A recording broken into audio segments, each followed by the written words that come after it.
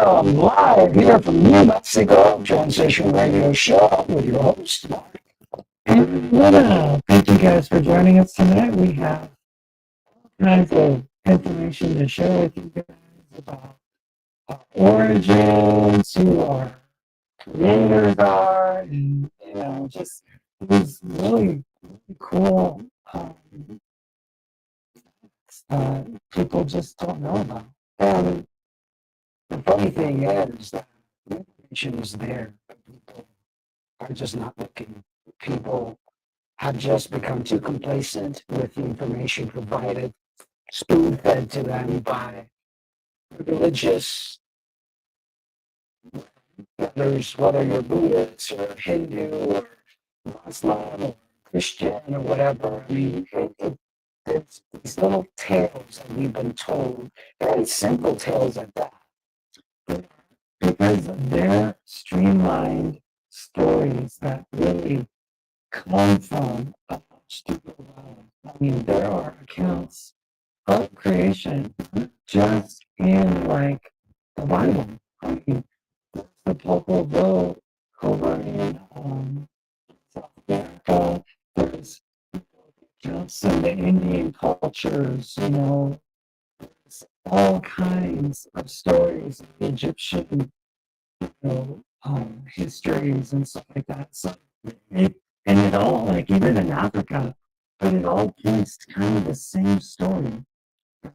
We've been listening to so many different videos, and the more we learn, the more information we get to experience. And once you see it, you just can't unsee it. Once you learn the truth, all the other stuff just seems so simpleton. It's like, oh man, no wonder I never believed in that. Oh, there's one way of looking at it, but then there's like a whole other like galaxy of information out there that people, if they were to see it with the eyes of like separating themselves from the fairy tale, and separating themselves from this, illusory thing of like just thinking about the 7 days of creation and it was void and then God created it, and literally like taking time to read the account and try to put it together in your brain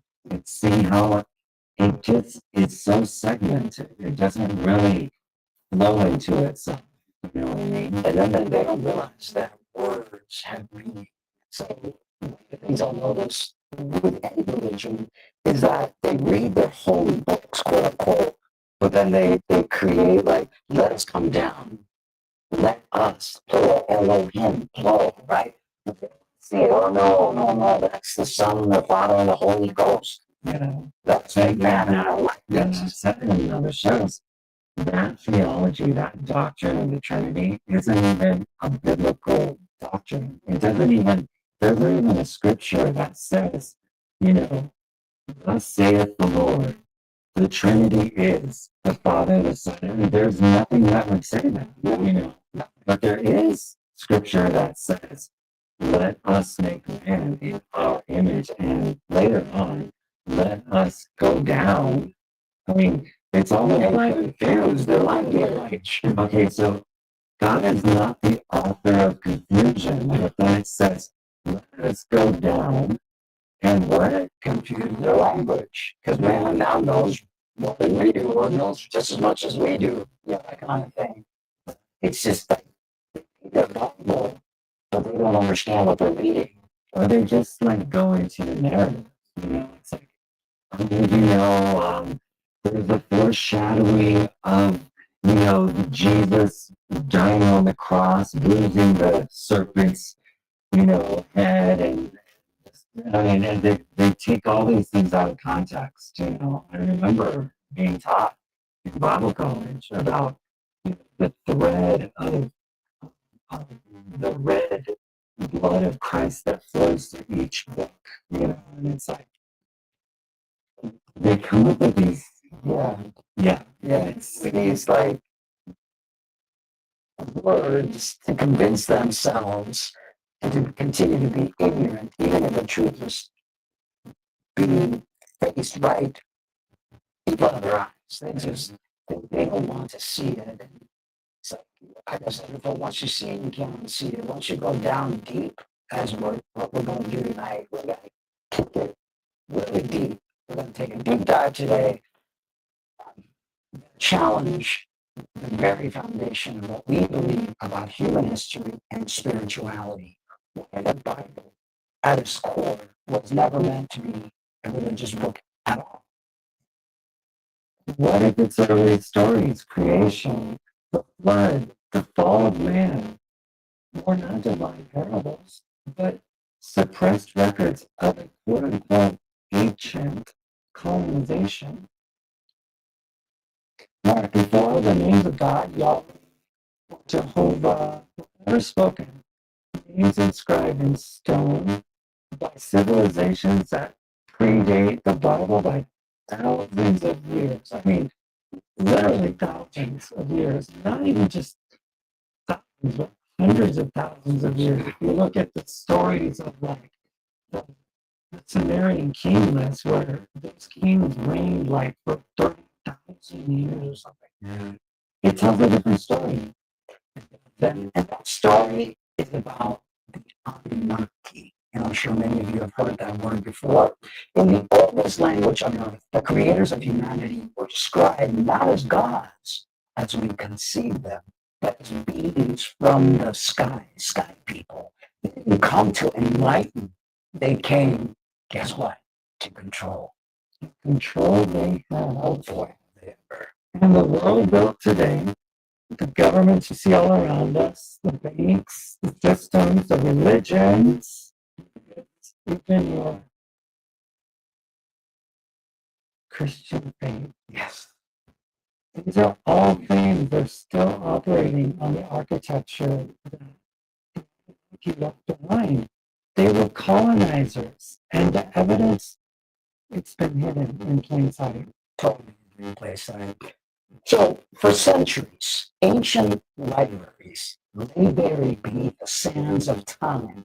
We're talking about clay tablets marked with strange symbols locked away in the ruins of Mesopotamian cities like Nineveh and Babylon.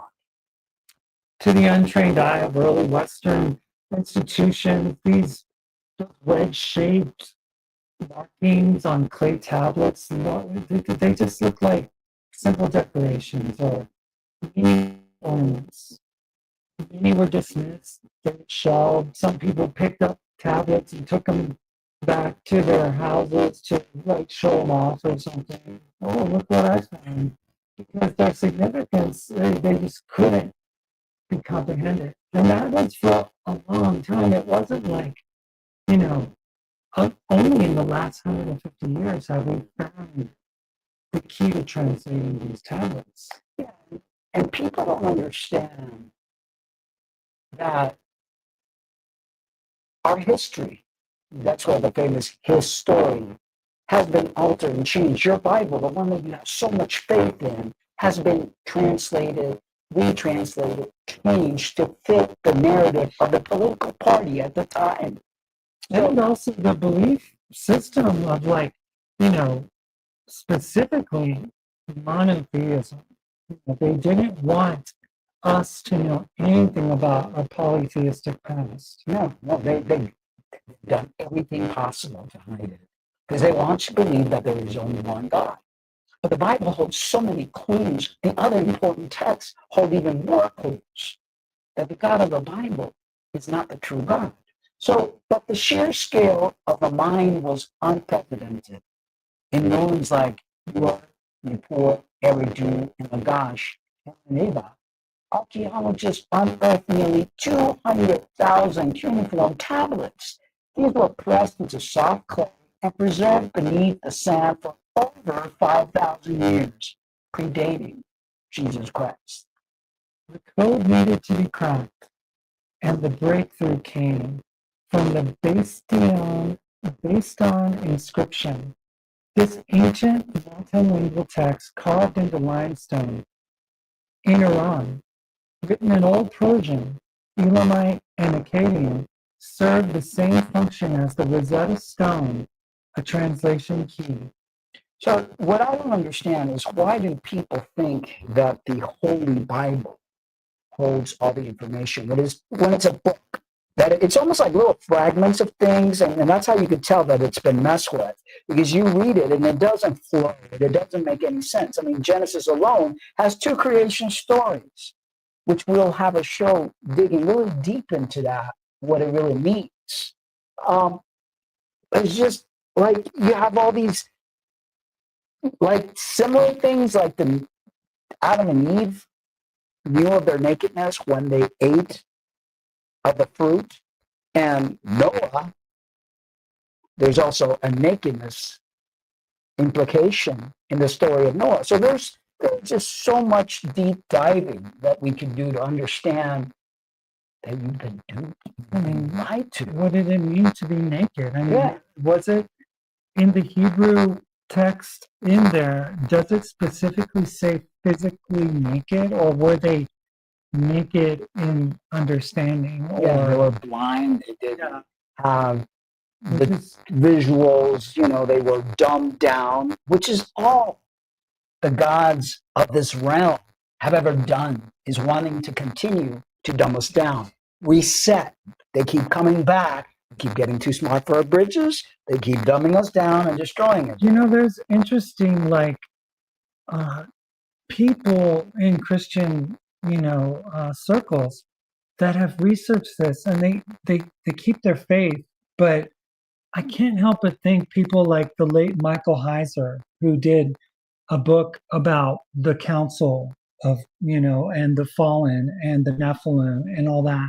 And then another guy who wrote about the book about Genesis 6 verse, about the sons of men coming to the daughters, sons of God coming to the daughters of men.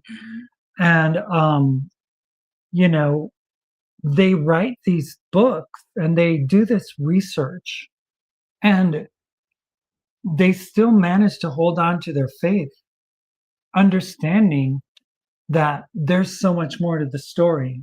It's almost like a willful negligence of not wanting to, oh no, it can't be that, Or, it you know, or they're being, what's the word, paid off or threatened to not expose the truth. Because once the truth is known, the whole system will fall apart. yeah. I mean, I have a former friend that I knew back in the day that was doing a podcast based on, the Nephilim, and he traveled all over the world to shoot different places where the Nephilim possibly could have been. And, I mean, it's, you can't separate the truth from, They can't correlate their faith. that the God of the Bible is the demiurge, the one that was corrupt, the one that has actually built this world against the will of the monad, the I am, the El. They can't correlate and put it together that the God of the Bible is the evil one. They can't understand that the Elohim, the main Elohim, Yahweh, has led this whole circus and this whole world of destruction and pain and fear and control and war and confusion. Not the main God. Like today, somebody asked me, well, do you, because I said the God of the Bible is the evil God, says, do you have another God? I said, yeah, El, the real guy, the real source of all, because Yahweh is not. And that's what people don't understand. And so when the code was cracked, the results shook the foundation of archaeology, religion, and human identity. The content ranged from trade records and legal contracts to complex mathematical equations, astronomical charts, histories, and detailed accounts of interactions with non-human entities. And this archive, it wasn't myth, it was administration, a record of domination, and a blueprint for control. This narrative is older than Genesis by thousands of years, or the Torah, or any known scripture. And it told of beings from the sky descending to earth, organizing human society, and asserting total control over early human life. That is, it's like, oh, language was created and it was a beautiful thing. People could communicate with each other. And, I mean, we can also make a case for telepathic, communication that supersedes any words that one could speak. But written text and things, that was so that they could categorize you, so that they could number you, so that they could get you on a payroll, so that they can get you like in the system like we have now with our social security card being our ID, person, digital ID, facial recognition. I mean, you look at the old times and the system that they created, it's been carried over throughout the history of mankind, and it's progressively getting more and more controlling. I mean, to the point where even your thoughts are going to be controlled. They're going to know what you're thinking before you're thinking, and it'll be like that movie, Thought Crime, with Tom Cruise. I mean, people have to understand that this loving God that they think they worship is not loving at all. All he cares about is controlling you. All he cares about is for you to worship him. All he cares about is not your well-being. Like when people pray and all that stuff, it's like, I think the more people actually pray, the more problematic their life becomes. Yeah. And, the whole concept of Eden and stuff, it's like we're talking about a complex where they were doing like controlled experiments on humanity, where it wasn't just, oh, it was this beautiful garden with roses and flowers and there was all these beautiful trees and stuff. Garden, thanks to a guy that we used to listen to, his name was Jeff Doherty. He mentioned that the word garden is guard in, like to keep you in, like a zoological project or something where you are, being contained and not like you weren't free to go anywhere. It wasn't like you were in the garden and that was where you're supposed to be and you weren't supposed to know anything. Remember that movie King Kong where they had King Kong in this like control environment and everything looked real, like he had his like the whole jungle, but he threw something up in the sky and it all came tumbling down. It's kind of like that. We live in a simulation, and the simulation has been engineered by these Anunnaki from the very beginning. It's like genetic engineering. We we're like artificial hybrids of some sort. Ancient texts describe the creation of humanity as an act of mixing alien essence with earthly clay, metaphorically representing genetic engineering. Genetics shows intriguing anomalies. Humans have 23 chromosomes pairs instead of 24, which is typical in primates, indicative of fusion or artificial intervention. Totally. The vast majority of human DNA is non-coding with unknown functions, potentially cryptic markers of alien bioengineering. And that's exactly who the Anunnakis are. They're these alchemists, there's these technological engineers, they're scientists. They're not gods. They're very high-tech,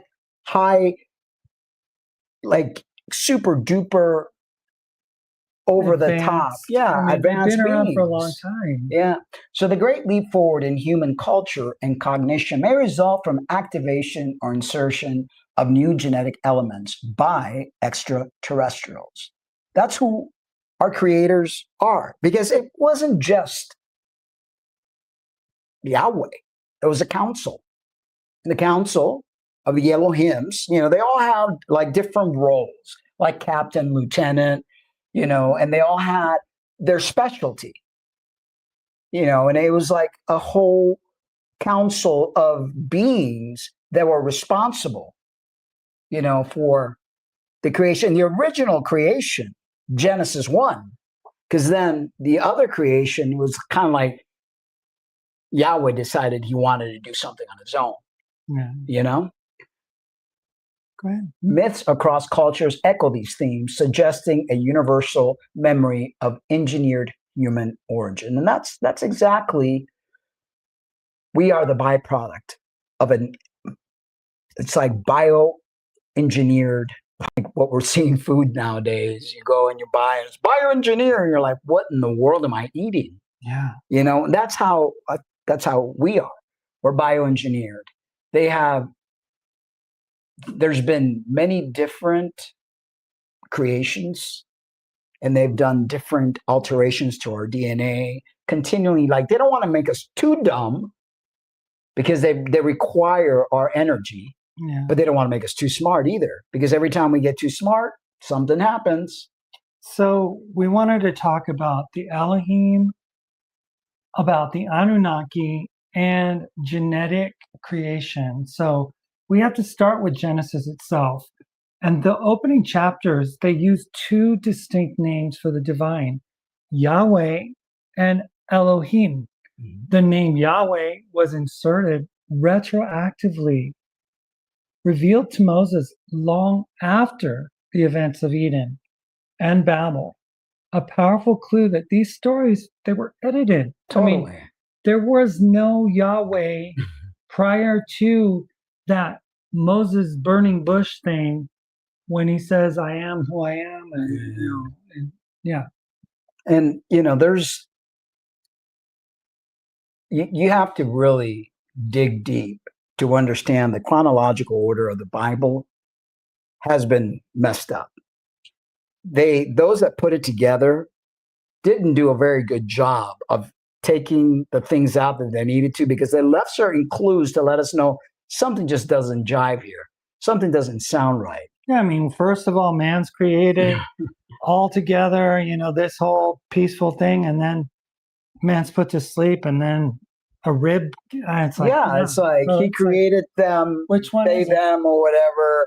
And they, and then the other story, he creates the animals first, and then puts Adam to sleep, and then takes a piece of. But the first story doesn't sound like that. So which is it?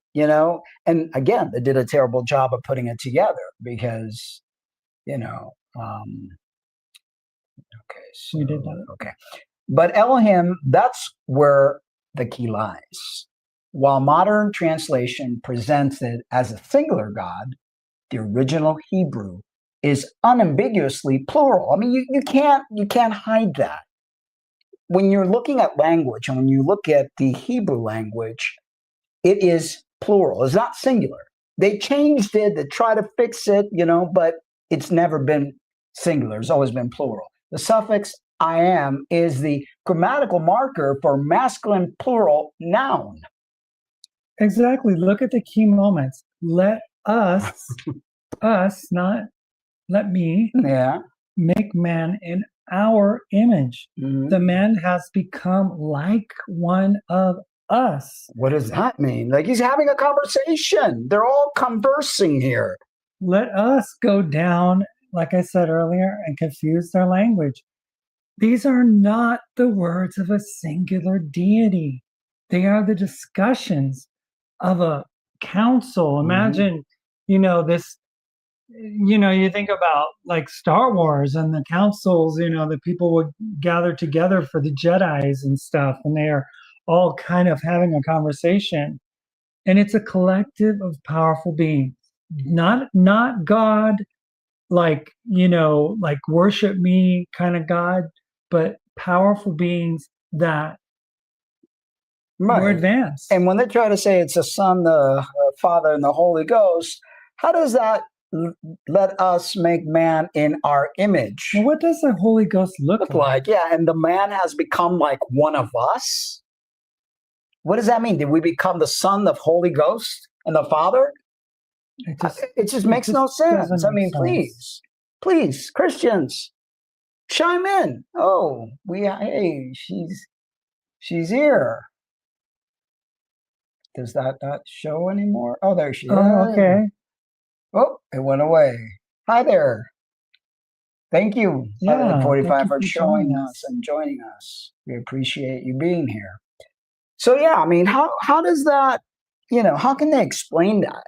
They don't. I mean, how can you go to Psalm 82 and where it says, that God stands in the council of gods? Mhm. It's like a council of gods. There's no hiding it. There's no other way to see it I know. other than the way it's written. I mean, that's how it's written. Yeah, you can't get away from it. You can't explain it. Like, how do you become the image of the Holy Ghost? How do you become the image? And it doesn't, or let us come down and confuse their language. The Holy Ghost and Jesus hadn't been even, made yet. And then another thing gets me. It's like, well, Jesus is also the Father. I mean, So yeah, yeah, it's just but doesn't nothing makes sense. Make sense. Nothing makes sense. So institutional religion wasn't prepared to face that Elohim means gods or a category of powerful beings, and not even deities, because that, like we mentioned earlier, they are advanced, technological, really smart extraterrestrials, with great technological capacities. So when restored to its true plural meaning, Genesis ceases to be a monotheistic origin story and becomes a mirror of the Sumerian text. Elohim and Anunnakis are describing the same entities, being from above, who alter the human genome and implemented systems of control. So let that sink in. Elohim and Anunnakis are describing the same entities. I mean, what we were listening to this afternoon was talking about how the language is like more like of a builder, like someone who's constructing something or like working in putting something together, like the process of making, and these words are just a mason would understand them. Yeah. Because it's like construction words that are being used. It's not like a word of some allegorical love, that he breathed into and created life. No, And this was like all science. It's like there's like technical terms that describe something that people are like getting their hands dirty, and they're molding and they're shaping and they're messing with the chromosomes and the DNA, and they're literally scientifically doing things. I'm watching on my TV, but trying to keep in what? Try to keep the chat open on the phone app. Oh, okay. Yeah, so, the Bible, the way the Bible explains things, it's like you have these men with robes and these like really ancient type of things, but it was all very modern, super advanced technological things that were being used. They can't, the Bible can't really explain like these flying saucers or these laser beams and like Star Trek or Star Wars, where they literally have all this really advanced. There's these words that are used, like the Shekinah, the Ruach. We're going to get into it in other shows and describe, what was the Ark of the Covenant? What were these tools or these visions and views that people had? The smoke, and I mean, it's like there's so much more that is being conveyed than just the allegorical, like fairy tale story, as if we're living in King Arthur's court with with Merlin or something, and the dragon and caves and all that stuff. When in fact, even the garden, even Eden, paradise, wasn't just some beautiful nature scene. No, they literally had like laboratories and these containers with all these different DNA, experimental beings being experimented on. People don't have a clue. They just want to read their Bible and kind of like go, nah, nah, nah, nah, nah. They don't want to know the truth behind reality. I mean, there are literally texts that outdate the Bible. I know it's hard to believe. I know you think that it's not true. You know, I can't change your mind if you don't want to believe it, but the dates of these tablets do not like mince their words. They are what they are. They, they stand as living testimonies to the fact that the Sumerian creation narrative, the Atrahasis epic, for example, one of the tablets, explains how the junior Anunnaki, the Ajiji, rebelled against forced labor, the mining resources. The solution was to create a substitute species, a being that was strong enough to labor, yet limited enough to remain compliant. And that's always been their problem. Trying to find a being. That's what we said time and time again. Trying to find a being that's going to be obedient, but smart enough to be able to take the orders so that they could execute them. Well, the problem that they had, and this is for another episode at another time, is that the spark of Sophia that was fragmented actually is where they made their mistake, because they took that spark of divinity and they put it into that human vessel, and that animated the human vessel to where they're like, oh, we did something, and then they didn't realize that what they actually did was place that spark inside the body. We'll get into that more in detail in the future. Just keep it in the back of your head. The name Sophia, which really means, wisdom. So this was deliberate genetic intervention. It wasn't a mistake or an accident. It was deliberate.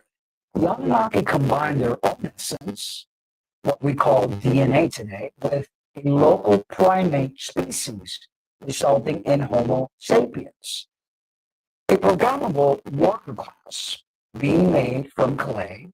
It's symbolic of the manipulation of base material. And this required rulers who could interface between the She colonies. said our sound is getting distorted.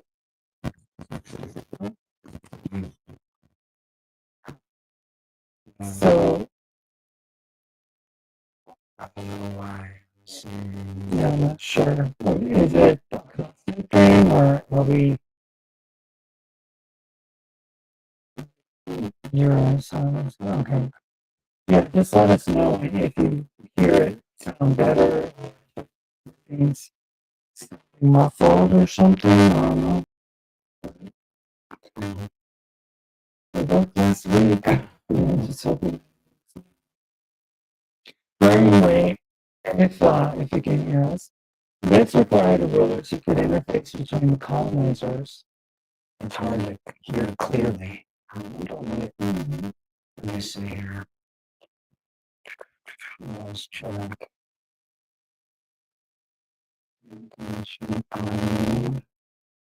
USB device.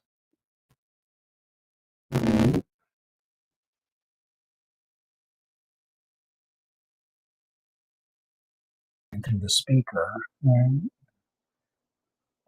Is that any better? Let's see. Do we sound any better now? Checking 1, 2, 3. Let me see. Let me go here. It's warm. Yeah. And it's warm, warm, warm. She said good. Oh, No, good. Okay. So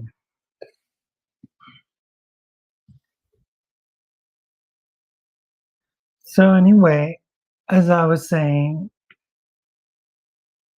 inner figures like Gilgamesh, described in the epic as two-thirds Davidic intermediary, designed to inherit I can't read anymore. Inherit. Where is it that you're at? Yeah, he was designed to inherit the earth, but still answer to those from the sky. Yeah, this is getting intolerable for me. She's got to put on the AC, I guess. So anyway, if you want proof of these non-human origins, look at that Sumerian king list. It seems like a dry document, but as the timeline winds back, the reign length began to defy all logic. You really have to dig deep and look at books that are outside of the Bible. The Bible is only going to give you a very limited version of the truth because it's not even fully there. You have to look at the Nagamati. You've got to read old texts, and the Sumerian tablets are definitely a great thing to actually look at. So the rulers were recorded as having reigned for 28,000, 36,000, or even 43,000 years. I mean, this is here we have a world where you can't even conceive of those types of numbers. One dynasty lasted over 24,000 years between just 23 kings.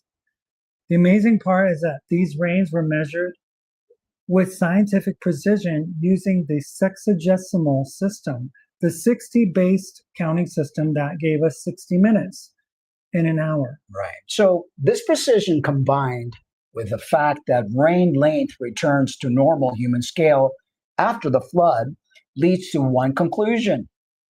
The earliest kings were not human. They were the Anunnaki themselves, or genetically advanced hybrids, a shift from direct control to governance by proxy. Think about that. It's like some of these so-called kings or so-called leaders, they weren't even human. They were a hybrid version of a human mixed with this other type of DNA. Exactly. This concept of technology and control is central to the story of the Tower of Babel. The older Mesopotamian accounts, they depict it not as a tale of arrogance, but as a functioning facility, a cosmic hub. The objective was highly specific: to prepare personnel for deployment to orbiting platforms, linking Earth to celestial realms. So the structure at Babel was a literal launch platform, not a tower, but a literal launch platform, a gateway meant to reconnect Earth with off-world stations, like stuff that you see up in, these space stations and stuff like that. Seguraya, the stepped pyramids were modeled after it, acting as a junction point. So it's not like the little fairy tale, like they were building this tower to get up to the sky. There's something a lot deeper. And I've always thought that, you know? The Genesis account cryptically references the danger of humanity becoming like one of us. I mean, why would a deity need to be worried about some little petty human becoming like a god? Like a god. Like how? So were they really gods that we could so easily? They were worried. Yeah. That we would find out some kind of key of understanding. So the destruction of Babel, the confusion of tongues, it wasn't just linguistic. It was a sabotage of Earth's extraterrestrial uplink and a forced memory wipe, like the first reset. First reset was probably, that we can remember, probably was the flood. Right. It was an act of rebellion that was interrupted. So what kind of good God, loving and caring God, would want to confuse their creation, wipe their memory, not allow them to have any knowledge? We're looking at a slave driver. Now follow the narrative, though. We have the account in Genesis in the Garden of Eden where Eve is told that if she takes a bite of the apple or fruit or whatever, that she would become like God. Right. And then she does it. She gives it to Adam. They both eat it. Their eyes were open. And their eyes are open.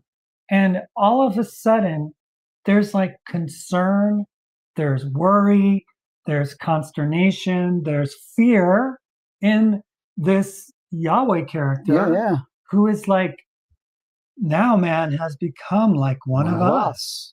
What does that mean? We need to stop that. That's not good. Who knows what they'll do? I mean, there's no telling. And it's like the same narrative follows into the Tower of Babel. What is it that, oh no, they're knowing too much. We need to shut down their understanding. They're becoming way too enlightened. We need to reset them. It's never been about sin. It's been about knowledge. It's been about control. The fear that we get knowledge and they won't be able to control us. Nothing to do with sin. Because we don't. We are fashioned from them in the physical sense, but in the spiritual sense, we have nothing to do with them. They have nothing to do with us. We are fragments of that divine essence. Exactly. So once the Anunnaki withdrew, they left behind a self-running system, the one you're seeing today. Education designed for obedience. Everything. I mean, if you look at everything, the court system, financial system, school system, everything is designed for obedience.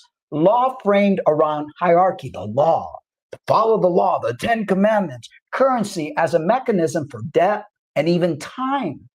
The sexagesimo, what is that? Sexagesimal system as an imported protocol. That's the 60 seconds. Gotcha. Yeah. So this system, this hidden empire, stretched beyond stone temples. Its architecture became our legal systems that we have today, our economic frameworks, and our religious dogma. The most insidious part is the belief that these systems are our own, that none of it is natural. Modern rulers may still be acting as proxies for this ancient power structure. People talk about the British crown, and then, David Icke talks about the reptilians and, talks about these, families and their bloodlines and stuff. And that's what it is. That's what is controlling the world, are these bloodlines, the elites that are part of these Anunnaki. They left these people in charge, and they're the ones that are controlling everything. So, let's see. You go ahead. So the next segment is going to be talking about the ancient war and the downgrade and the ongoing surveillance, which is something that we seem to be falling right back into. Yep. The ancient texts like the Enuma Elish, another clay tablet found 5,000 years buried, and the Atrahasis epic hint at a fracture among the Anunnaki elite. So there's discord among these supposed gods, right? Two opposing forces emerge, one obsessed with obedience and control, Enlil, and one inclined toward guidance and evolution, Enki. So this conflict played out in global catalysm. The flood, for instance, wasn't divine justice. No. It was a strategic decision, an intentional reset demanded by the controlling faction, Enlil, to wipe out a disobedient experiment. Because, again, we know too much. There's it's nothing to do with sin, but it's like the excess amount of knowledge that we have and their fear of not being able to control us. That's always been. It's never been about sin. It's about knowledge and control. But Enki, the genetic engineer, secretly opposed this plan. He broke protocol and delivered the blueprints for survival to figures like Atrahasis Utnapishtim, which is the equivalent of Noah, names across civilizations pointing to the same escape pod from extinction. And it was like, people think it was this boat made out of wood. The ark was not some simplistic little boat. made out of wood. Okay, we're talking spaceship here. We're talking something much more advanced than your little wooden ark that fit, these animals. We're looking at actual genetic little vials and things. They didn't actually have these animals. They probably had seeds and things, kind of like what they would do now. They're trying to go to Mars. They would literally create a spaceship with all sorts of, genetically availability to make animals and things, Right. and be able to control it. And I don't think that the flood per se was a flood. It was probably something much more complicated I than mean, that. you think about the, back in the 90s when Jurassic Park first came out and they were doing these experiments in the lab Yep. with the different extinct dinosaur eggs Yeah. and DNA, and they created life from those fossils and stuff like that. And this is what we're talking about. We're not talking about an actual elephant Yeah. and like 7 pairs of other types of Kaluas no. It's so simpleton, and it looks great on a coloring book. Yeah, when you're a kid. But it's not real. No. It's not real. So the sabotage didn't end there. No. The controlling faction attempted to limit lifespans and most critically implement neurological interference meant to restrict cognitive function, as they continue to do so today. The statement, "let us confuse their language," suggests an assault on communication itself, a dampening of mental clarity, and a restriction of perceptual bandwidth, a downgrade.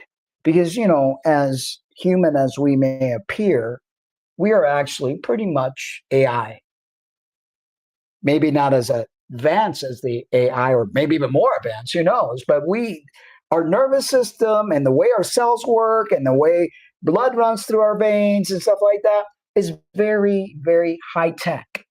I personally would interpret this of a downgrade concept, not necessarily in the sense of being AI, but in the sense of having access to other dimensional realms and actually living in different planes of existence where we were actually, aware of certain things more so, like we were aware of our auric body. We could translate ourselves, physically. Yeah, like we could literally go through walls, and we were homo luminous. Like we had more like active DNA that was able to, we understood our own humanity in a way. And we had superpowers, abilities to levitate, to make things move, but they downgraded us. Right. But that's what I'm saying. Even though we've been downgraded, we're still a hybrid. Even the way our computer brain works and how our brain communicates with the peripheral nervous system and how pain receptors, it's a computer. The brain is your CPU, and everything else is like the other parts of the computer, the software. You think about silicon is sand. Yeah. And we're made out of the dirt. Totally. So, and yet we see the consistency across the planet. The Zulus speak of the Namo star beings. The Mesopotamians had the Upkalu. The Maya revered the Kukulkan. These sky beings brought knowledge and directed human life, suggesting that oversight may never have ended. No. If you look at modern reports of triangular ships and glowing orbs, witness often describes the same interventions: genetic manipulation, implantation, memory erasure, and telepathic control. When placed alongside the ancient texts, this suggests a planetary experiment still running, surveillance and checkups by those who began the project thousands of years ago. And don't mean to alarm anyone, but this 31 Atlas thing, I personally think that they're coming back. That's my opinion. I've been having dreams since I was a kid about UFOs, bunch of UFOs in the sky and people panicking. I even wrote a song, "Mothership Has Landed. We will meet our maker and we will learn the truth. Today is a day like no other." I don't know, It's coming towards us. Yeah. It's supposedly on the other side of the sun right now. Mhm. I don't know. I mean, if you believe in a flat Earth, how that even works. That there's things in the sky, I don't even know. But there is hope in the counter programming. While the colonizers built systems to control the body, ancient cultures preserved methods to liberate the mind, rituals involving deep breath work, sacred smokes, and extended silence were not superstitions. No, they were not. I mean, and there was always a way to connect to the other realms, whether it was through mushrooms, ayahuasca, what's that other one, DMT, Peyote. peyote, DMT. There was always ways to like break the veil of reality and go into other dimensions. Some people require those plant medicines. Other people could do it through meditation, breath work. I mean, it all depends how awakened you are, how away from the material world you are. You know, as the avatar, the Skywalker Jesus said, you know, you two will do greater things than I. The kingdom of heaven is within you. You have capacities and capabilities beyond your understanding, but you have to learn to remember, to tap in, because there's nothing out of this world. You just got to remember. We've been like these Anunnaki literally put a spell, put us to sleep, you know, and we are now waking up again, and that scares them. So let's see here. We have to is it calcify? Yes, the pineal gland totally. All the fluoride in the water, the food that we eat, lower oxygen, because I think our oxygen level has been diminished, and that creates all that kind of stuff.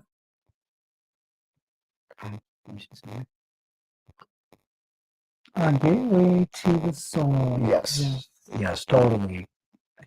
And you know they've done everything, and they, meaning the bloodline that's in control right now, they're doing everything possible to keep us in fear, so we can't.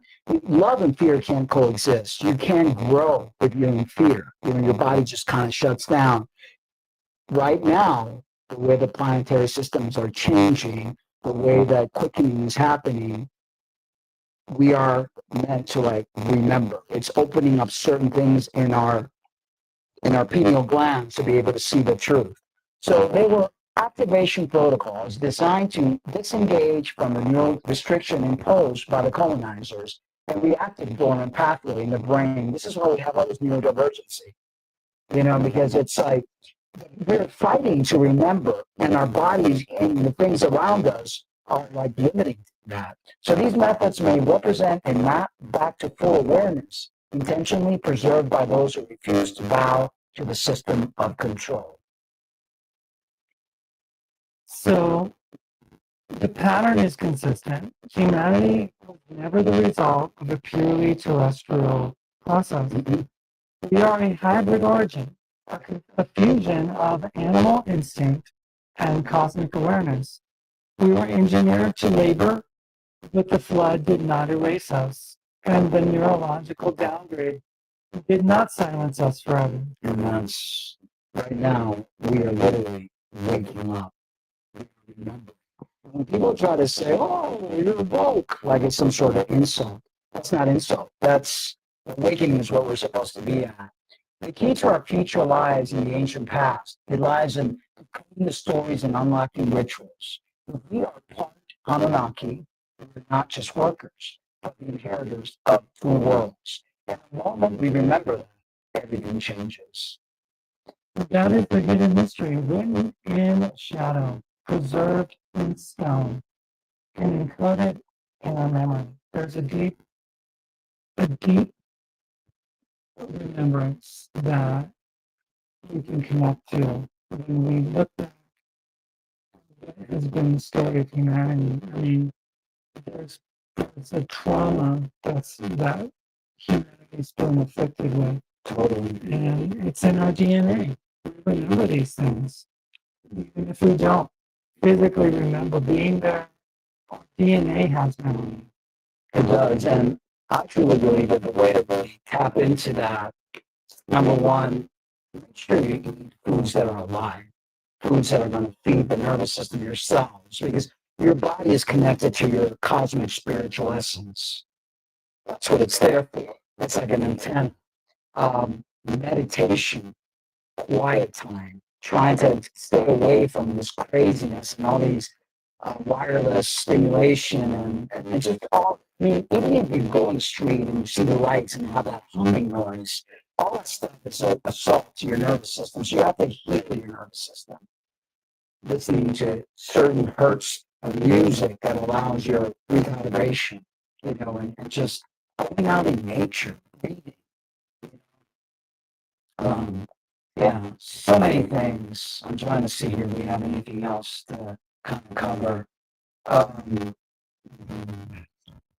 I mean, I think it's interesting that we can actually look at these verses that have been written in the Bible and stuff, and you can actually look at it with new eyes. You don't have to limit yourself to just seeing what you want to see, but open that pineal gland and pass into the truth of what's being spoken.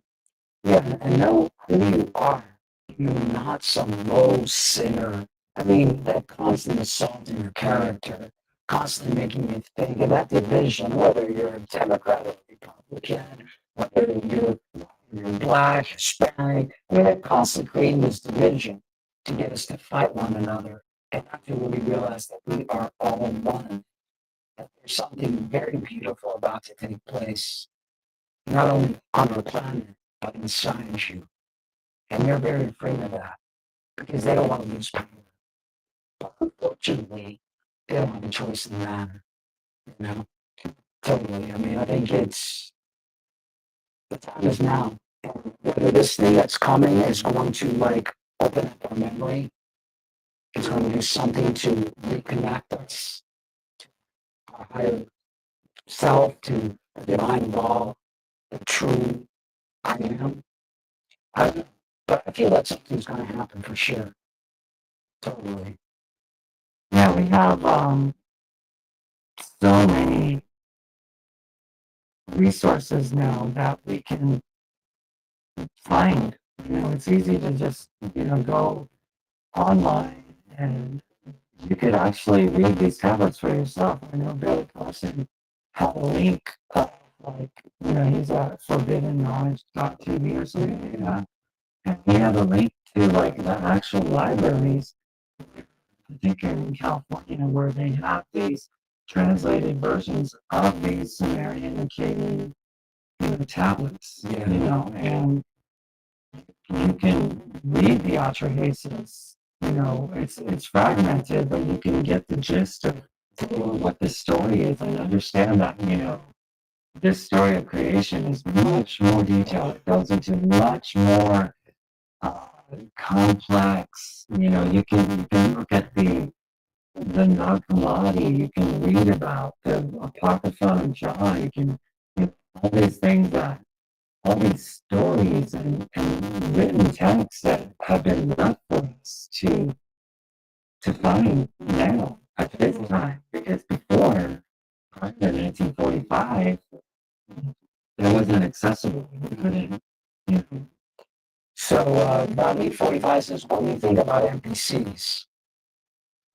Yeah, I think, NBCs are like actual people, that they're, what's They're their like highly localized, not persons, something or another, but we actually saw a movie between Salma Hayek and the guy with the crooked nose. I forgot his name, but Wilson. There's some sort of critter crawling down there. Yeah.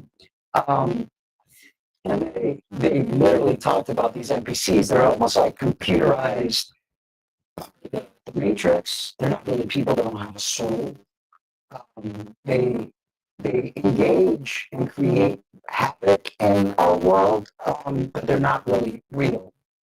So if you wanted to add some more on that, and welcome to call in if you wanted to spread some of your knowledge. I know that you've been doing a lot of research and you've sent us some information, which we're going to get into and create shows about it as well. Non-player characters, yeah. Non-player characters. Non-person character, but yeah. They're like, they're almost used as, avatar, yeah, like avatar, maybe narcissistic, totally. Totally, yeah. The narcissistic individual, kind of like the man in the White House right now. Yeah, you kind of have to wonder. These NPCs, they appear to be human, but they're really not. It's kind of like the Matrix, where they have the Mr. Smith, and then they have different Mr. Smiths around, and literally, yes, indeed, she says, they play a role, in our reality, but they're not real, and it's hard to tell who's who sometimes, but the way this matrix is operating lately. I mean, online, I'm sure there's lots of legacies, tons. Yeah, what we call trolls or AIs that are online and things like that. But yeah, I mean, things are about to get really interesting in the world. It's like, look at the storm that has struck Jamaica. They say that they've never, ever, in recorded history, been a storm with that amount of 185 miles. I mean, are these things being created? Are our own thoughts and our doomed mind scenario, are we creating the world that we're living in right now? Is this our way of waking ourselves up? Because it's almost like we're in this dream. Like when you're dreaming, you're not sure you're dreaming, and you learn how to lucid dream and control your dreams. Are we doing things to kind of like wake ourselves up before the reset comes back again, so that we are prepared to deal with these individuals? I mean, there's so many different. Yeah, there's so many different avenues and angles that can approach all these issues and things. But the fact is that we are sovereign beings. Yeah. We have been placed into these physical bodies. Our spirit is actually free. It can't be restrained. It can't be held back. It can't be manipulated. It's once it knows that it's who it is and what it is, it ceases to be trapped. Yeah. And I think that's the name of the game. Is really confronting who you really are and realizing that you're not part of the system. That you're not subject to its rules and regulations. You have the ability to escape it without anything standing in the way. Exactly. Because once they find out that you know the game, they're like, oh, oops, sorry. Yeah, you're not playing. Oh, okay. Yeah. Because it's definitely more than it's like you almost like put the chains on yourself. You do. Your own thoughts are your worst enemy. Because you're constantly in fear, constantly putting yourself down, constantly playing the game, constantly not realizing that the more value you give the material world, the less value you give to yourself and the spiritual realm that you belong in. Or it's like the Plato's cave. Yep, exactly. Exactly. So Valley 45 says, well, you talk about thought and the Emerald Tablet someday. We have some old shows that we really got dived into that back in 2019. So, but we can retouch upon that. But we do have some old shows that we remember we talked about them. We read some of the Halls of Legacies back in the day. Yeah. Yeah. But yeah, there's so much to learn, so much to understand. And when Christians are confronted with different manuscripts, like the Egyptian Book of the Dead, they automatically like, oh no, that's demonic. We can't really talk about that. But when you open yourself to being available to those types of teachings, you can learn something. Exactly. Because I remember we read that Yeah. some parts of the Emerald tablets and stuff, and there's some really deep, profound spiritual truth in there. Totally. Yeah. Totally. But, like you said, the fear of losing control, not only the Anunnaki, the Elohims, but those in power, those that run religious organizations that don't want people to ask questions. Just have blind faith. Do as you're told. Don't ask questions because that's going to get you into trouble. That's going to bring demonic forces into your life. And what is a demon? Demon is not some scary entity. They're thought forms that you bring into your life. You have control over thought forms, my opinion. But let's see here. What does she say?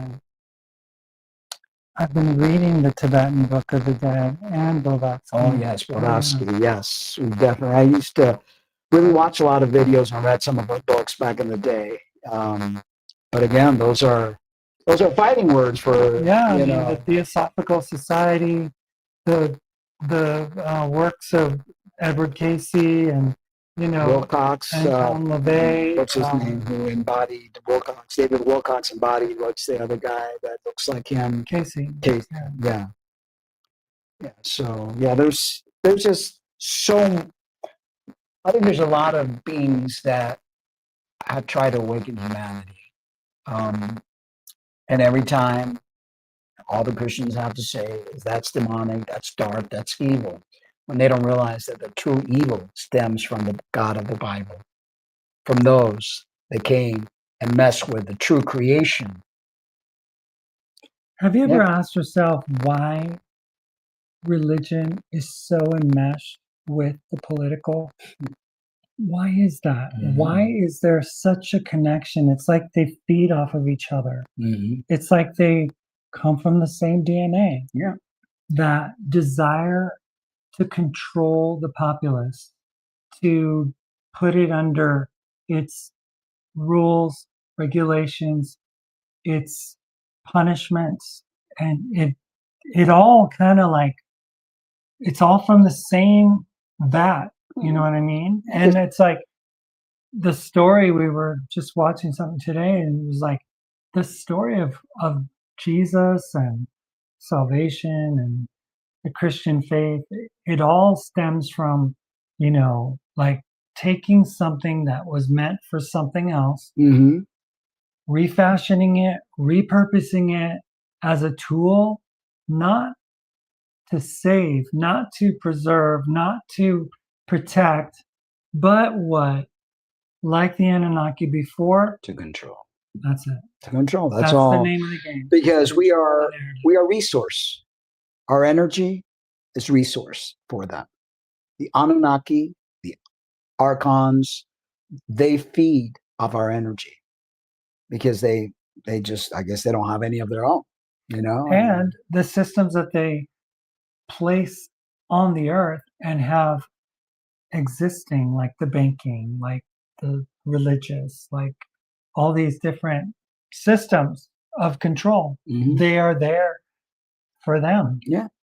To manage humanity. Yeah, because that's what they've done from the very beginning. That's why they gave us the Bible. And that's why, they gave us the financial system, the political system. It's always been about that. But we're going to break free. Prison break.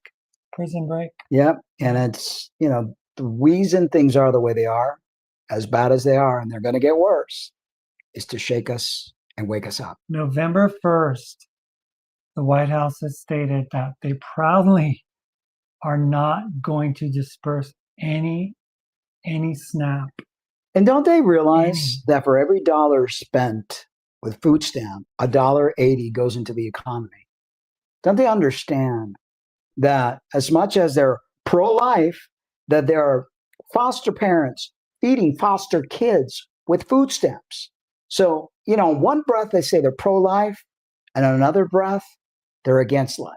They say they could go into another fund for disasters and stuff to help right now to take, kind of the edge off. But they're like, no, we can't do that.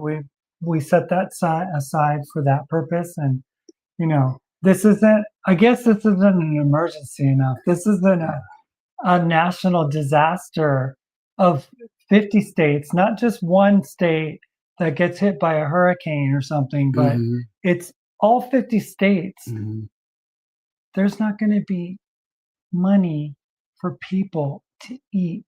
And one thing that I don't understand, because the whole concept of money is numbers on a computer. I mean, there's the whole banking system is corrupt. The fiat system. Yeah, the fiat system is very corrupt. So if they really want it, they don't need actual money. There's resources. There's plenty of food. There's plenty of resources to distribute, to give, to allocate. But this whole, it's everything based, it's a lie. Because really, what is money? Money is energy. It's a form of exchange. We could change that as humanity. As human beings, we could change that right now in an instant. Those that have all the resources and all the control, instead of being so selfish, could give to those in need. What is wrong with that? You want to call that communism? You want to call that socialism? Look, we're human and we need one another. We need to help one another. We need to stop fighting each other based on these kings and queens and elitists. I mean, it's crazy. I mean, people talk about how backwards, say, places like Cuba are, but we were watching a little vlog that someone did, and it just blew me away just at how the people are. Yeah, they have nothing, but whatever nothing they have, they'll give it to you. You're a stranger, they've never met you, they'll welcome you into their home and they'll feed you with whatever food they have. That's my people. That's the people of Cuba. That's why it's in my DNA to be the way that I am. You know, because I don't understand this whole concept of certain people having so much and another person not having something. It's like, we are a human family. We should not be happy about somebody not having enough while somebody else has too much. Call it whatever you want to call it. It's called being a human. It's called having a heart. It's called caring for one another. So there literally should never be any hunger, you know, at all. She said she watched that. The Cuban, So another book is Fruit of the Poisonous Tree. Never heard of that one. Fruit of the Poisonous Tree. So yeah, humanity is going to have to like slap themselves awake and start remembering what our true nature is. It's not about those with the most toys wins. Because let me tell you, as much money as you could gather, as much money as you could put in the bank, when you kill over, you can't take it with you when you go. And the reality is that even if, as the Spanish Empire found out, they had all the money in the world, they had mined. Oh, wow. She's of Cuban heritage. Wow. Oh, wow. And she lives in, she's in Miami. Okay. Well, hey, that's where my family is from. And I loved Broward County. I mostly lived in Hollywood or Fort Lauderdale. Spent some time in Miami because my family lives there. But right now Florida is pretty bad, especially for people like us, you know, who are part of the LGBTQ. But yeah, I love Florida. I love the oceans. I love the palm trees. I love the weather, except when there's hurricanes. But wow, she's been there since 1957. I came in 1969. My family, well, my uncle and his wife and their little 1-year-old baby literally took a raft and they made it to the United States, and they claimed my mom, my grandmother, my uncle, and me. And then we sent for my father afterwards because they wouldn't let him go because he was in the age of cutting sugar cane. But yeah, 1969 is when I arrived in the United States. So I've been here, gosh, I was 5 years old and I'm 61. So I don't know the math, but 50 something years. Yeah, long time. But wow. Guana. So I was saying about the Spanish Empire, they had all the money in the world. they had taken resources from the Inca. They Mhm. had this mine of silver that they were just pulling tons and tons of money, and they enriched themselves over the, over the period, and they ended up bankrupt Yeah. because they overextended themselves, they overspent, and even the silver became a hindrance because it lost Yeah, value. of There was course. so much of it that it wasn't a valuable commodity anymore. Well, she said her dad brought it over all of his family in the 60s. Yeah, that's when you had to Wow. do it. I mean, I'm thankful for my uncle because if it wasn't for him, we wouldn't have been claimed. And back then, somebody would come and they could claim you. And that's how we left. I remember, I think that's one of the reasons I don't like airplane because it was like this really propeller, small plane. And I remember they knocked on the door because as soon as they told you, you had to just, you couldn't even pack because you didn't know when, you had, I don't know, because I was young, but as soon as they knocked, they picked us up and they took us into this plane. It was like such a commotion. People don't realize, when you're taken away from such a young age to a place, I hated it at first, this learning how to speak English.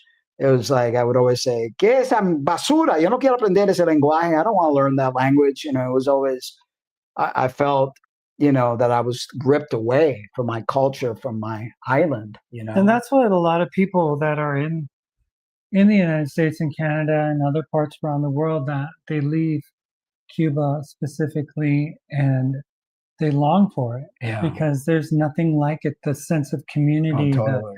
the culture, the people, the the air, just the sense of just being home. Yeah, and You then know, El Campo, the like that whole. It's just a very different life. She said, "Was it the Peter Pan flights?"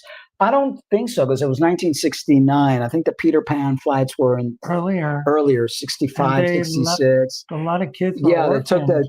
they took the kids and they left the parents Yeah, behind. a lot of kids never got connected back to Back their with their parents. parents. I came with my mom and my grandmother and my uncle. My uncle's because the uncle that came on the boat, his brother, which was mentally retarded, would lived with with my mom and us in Cuba. But yeah, people just don't have a clue. They don't have a clue how hard it is. There was a comment that someone made that was so mean.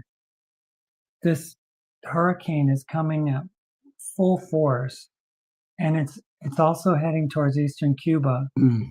and the Bahamas. And what did he say? Something about who cares about those little islands? They're insignificant or something like that. And I had to go in there and I had to say something. I hope he was like, I I hope hope that it gets even stronger, stronger yeah, to wipe out to the wipe island. out. It's like, It's like, dude, it's like I'm from one of those islands. I was born there and I have family there. And it's just like people have just lost their minds. I mean, I it think, went just past, that Melissa just went past Puerto Rico, but yeah, it just as easily yeah, could have hit Puerto Rico too. yeah. So I mean, And I have a feeling that they're planning to probably do that. There's something, we were talking about this when we were walking this morning, that there's something in that area, what they call the Bermuda Triangle. There's something in the waters near the islands that really, some sort of Stargate, some sort of something that they don't want. They're trying to like maybe just get rid of. Yeah, what's a very hateful person. I mean, they're trying to like get rid of certain things that might be portals to our awakening, yeah, you know. And I think the Cuban people, with all that they faced and all the hardship, they're strong people, loving people, um, just there's not because I'm Cuban, but because I see it. I see it in you know when you meet like when and you live in Miami, it's just a very different and people have changed some because of Americanized. they're Americanized, but deep down inside, you know, the Cuban people are very family oriented. They'll give you the shirt off their back. It's just very different. Yeah, I mean, I'm not gonna say um, that I totally understand, but in my limited experience when I went to Puerto Rico, it was that same type of feel, where people were so much more demonstrative, so much more loving, affectionate, so much more real. Yeah. It was like, and so much more trusting. And what shocks Americans, I think, is that you could leave a bicycle outside in Havana, nobody's going to steal it.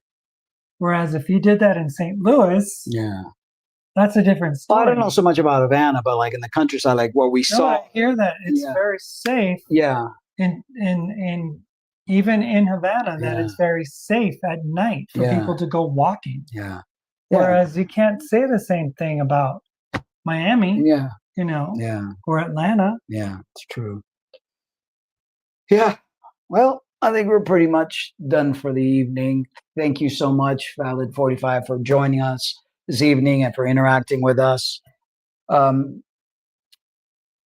Not sure we're going to do another one on Thursday or wait till next Tuesday. There's so much information. Well, we could do it Thursday. There's so much information that it's overwhelming because it's like we're learning it and we want to put it out there for everyone to be able to partake and intake and grow and learn and remember, because there's nothing to learn. We just have to remember. We just have to open up our third eye and just understand who we are, understand what our purpose here is, understand what we've allowed to happen to humanity. And I believe that those that came from the sky people, realized that this time around, they're not going to be able to stop the awakening from taking place. And I have great hopes and great faith for humanity that this time around, we're going to beat them. So what did the lead say? She already, you're welcome. Sorry I was late. Oh, no. Better. I mean, we're glad that you're here and interacting with us. We appreciate that. I know that YouTube doesn't want certain videos out and they kind of like hide them and, because they're all part of the system. They want to keep people ignorant.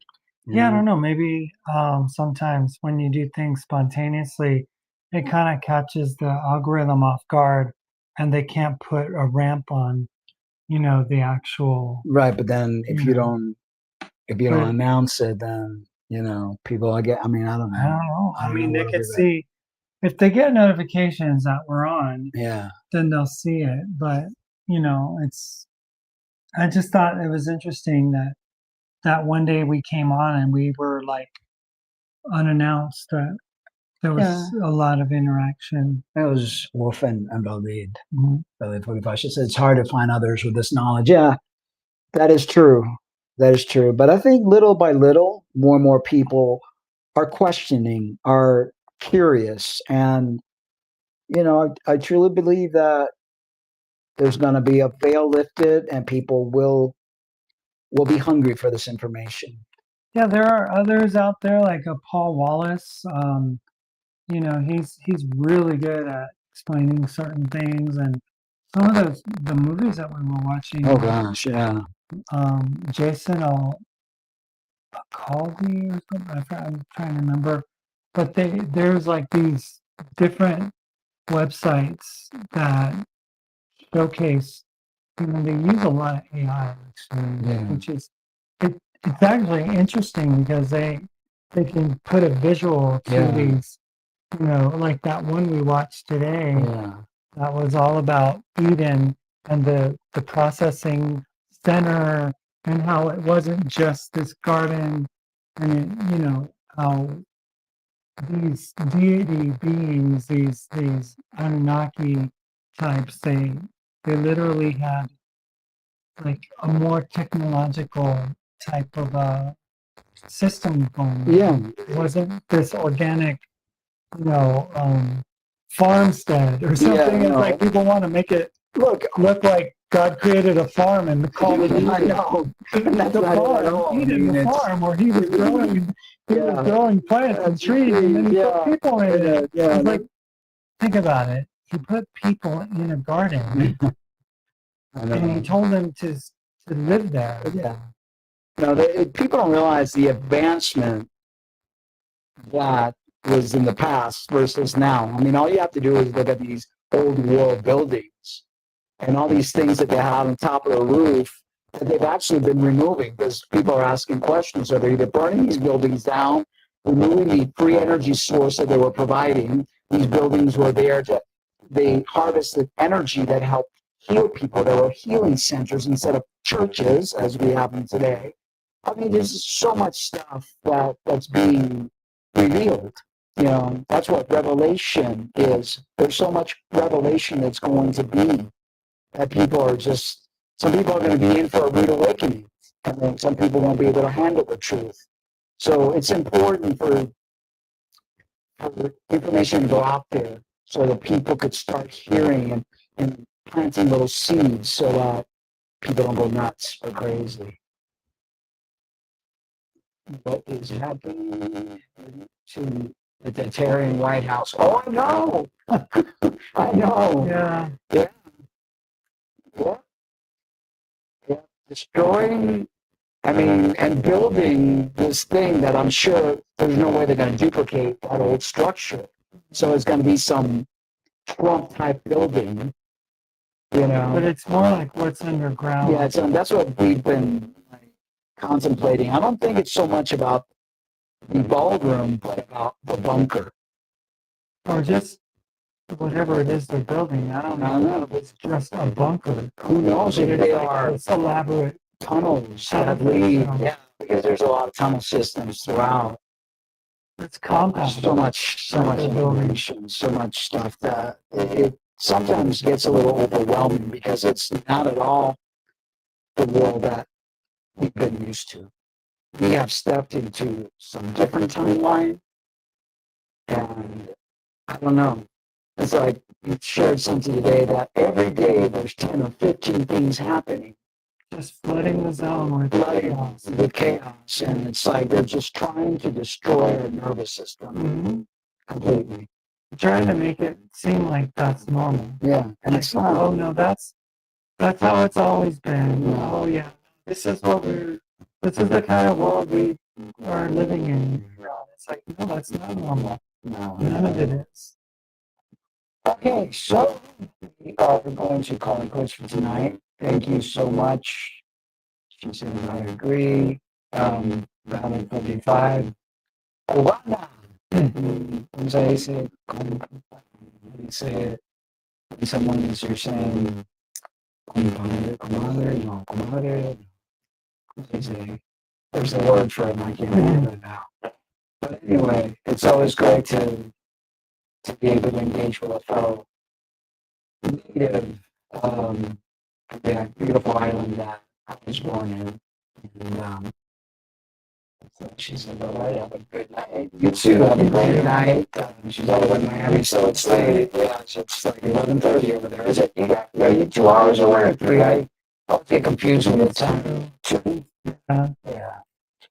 Okay, so we will be back on Thursday with another deep dive of all this information. Now we're going to make sense of what those spiritual words are in the Bible, where it talks about the different the covenant, or what was on top of that mountain when Moses went to go see God or something, right? I mean, it's just so much more. It's hidden in the text that people don't understand. The whole show talking about, what did Ezekiel see? What was that wheel in the wheel? What was that? Is that like alien spacecraft that, that they couldn't have any kind of like way of describing? Yeah. Well, the Bible has a lot of clues, and people are just ignorant, or they don't want to see, or they try to explain it and talk it away to not really have to see the truth behind it. Again, the awakening is here. Some people are going to go kicking and screaming. But it's here. And we're definitely, going to see a lot of changes. A lot of changes. All right, guys. So thank you guys for tuning in. We'll catch you on Thursday. Have a great night. Stay safe. I love you. Remember to always love yourselves too. Have a good night.